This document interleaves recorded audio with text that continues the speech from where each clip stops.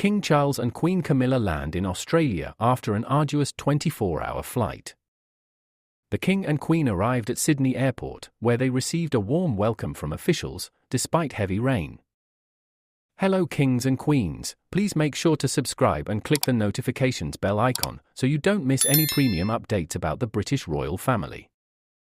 King Charles and Queen Camilla didn't let torrential rain dampen their spirits as they arrived in Australia on Friday evening as they touched down in Sydney for their 6-day royal tour.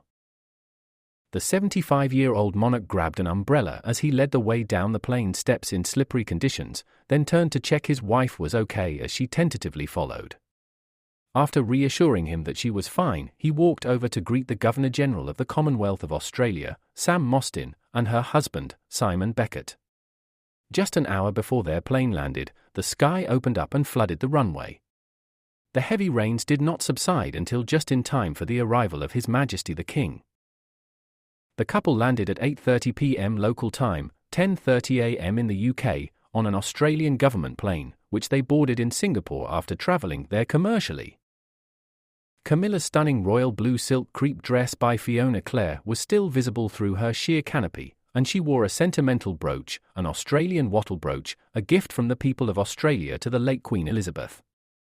Before departing, Camilla, 77, granted a little boy's wish today as he had the honour of being presented to the Queen. His sister joined 12-year-old Kay, who had a serious blood condition, at the end of the welcome line. The young man suffers from severe aplastic anemia, and his wish to meet the King and Queen was granted by the Make-A-Wish Foundation, a charity that helps grant the wishes of seriously ill children. A number of key federal and state representatives also formed the official reception at Sydney Airport, including Prime Minister Anthony Albanese and his fiancée Jodie Hayden. Queen Camilla and King Charles then travelled about 17 miles to Admiralty House, where they enjoyed a cup of tea with the Prime Minister and his partner. However, Sydney's iconic Opera House was not fully lit up as planned, as heavy rain delayed the departure of the Cunard cruise ship docked in the path of the projector.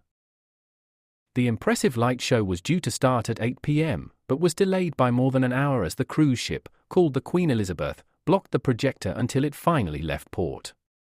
The photo display is estimated to cost up to £50,000 until midnight, and comes after proposals to celebrate the King's coronation in the same way were shot down by the New South Wales Premier, Mr Minns, who said it would be too much of a burden on Australians' taxpayers. However, he said the decision to light the landmark on the occasion of the tour was to ensure a warm welcome for the King. I've made this point previously in relation to the Opera House. When it comes to events in Sydney, that will be our primary target, he added. He added, the King is coming to Sydney and obviously we want to make sure that he will be welcomed warmly, and that is what we will do. The King and Queen's trip to Australia is their first since the King's accession to the throne, and the first by a ruling monarch since 2011, and it is the last visit of the late Queen Elizabeth II.